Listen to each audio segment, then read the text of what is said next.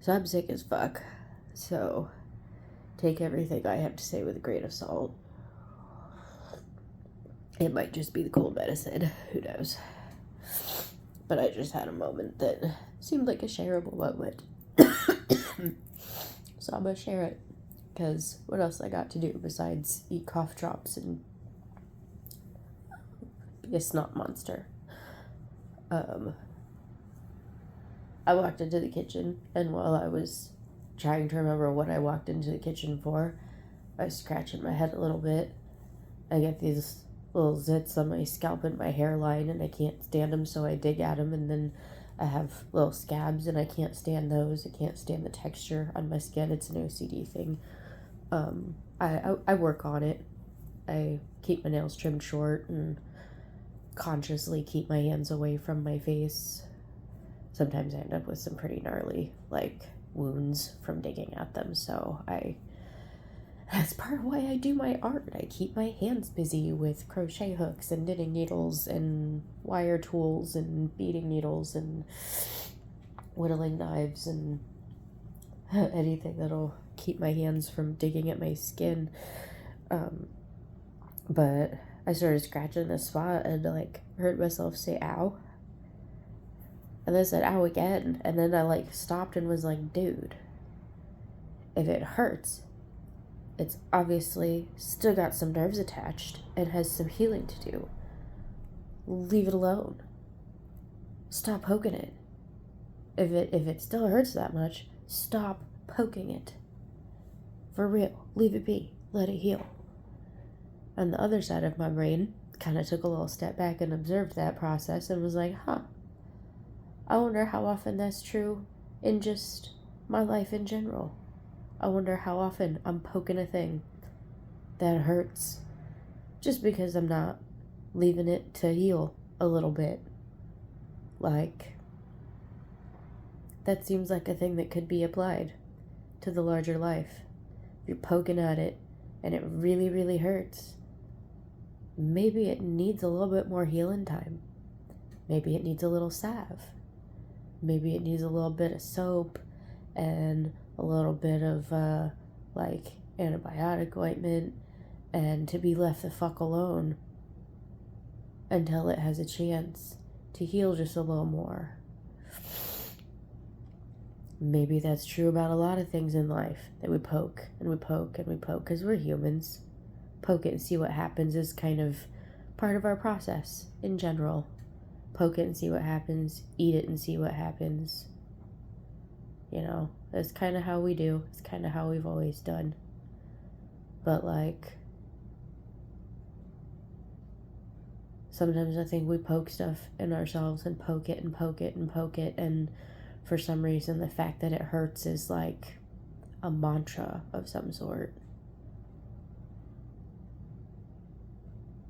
In my massage training, one of the things I learned is that a lot of times the best thing a person can do for an injury, especially an occupational injury or a repetitive use injury, like a client I had that played tennis or something like that a couple of times a week with a friend, had tennis elbow, had it torn the muscle in his arm. It was like, you need to rest this arm. And he just kind of laughed.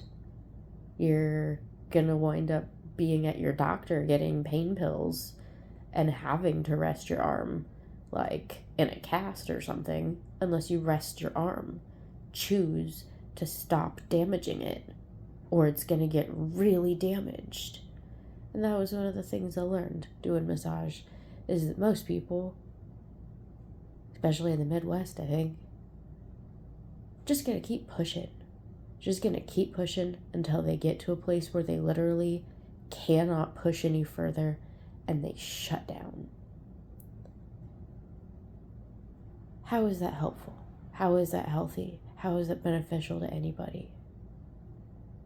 If slowing down a little bit for a week means you don't have to stop dead for 3 days, 4 days, 5 days, what is better? what is really better. And it seems like for a lot of people, they would rather just hurt and hurt and hurt until they break, instead of easing off and letting the damn thing heal. And I know I'm that way about a lot of stuff. I know I poke things and poke things and poke things, especially when I want closure on something, or if I'm uncertain about something, like poke it until you get a reaction. Even if it's not the reaction you wanted, even if leaving it be for a while would have gotten you the reaction you wanted, poke it till you get a reaction.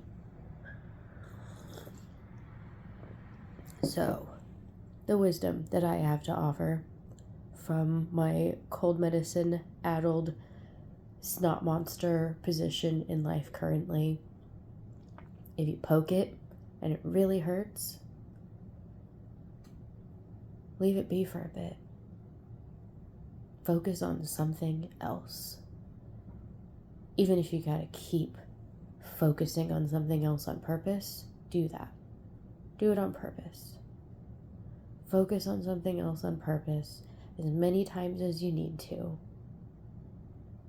and return to it and check in.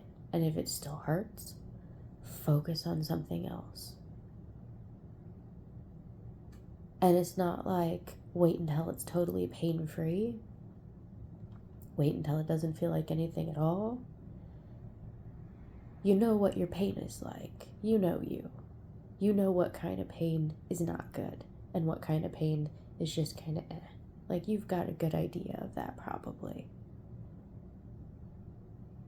But if you're picking at something in your life and it hurts to pick at it, leave it be for a while. The scab is probably not ready to come off. It's still protecting something. Let it do its job. It's there for a reason.